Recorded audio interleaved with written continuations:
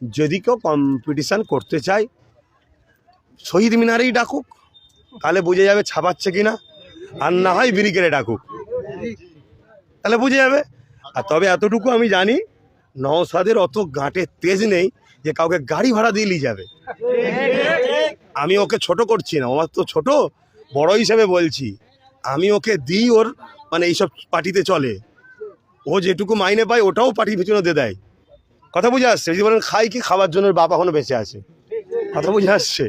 সেই হিসাবে কাউকে না দিয়ে যদি মনে হয় যে একটা চ্যালেঞ্জ কেউ নিতে চায়, তা নিতেই পারেন, লিখ না।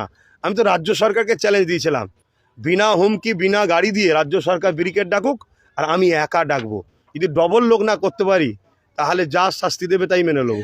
এই কথাটা যখনই বলবো দেখবেন তলায় কেউ কমেন্ট করবে, কি উনি তো বলেছিল গলা কেটে ফেলে দেবে। আমি বলেছিলাম ব্যালটে ভোট হলে, ব্যালটে ভোট হলে শেষে বিজেপিও থাকবে না, রাজ্যে টিএমসিও থাকবে না।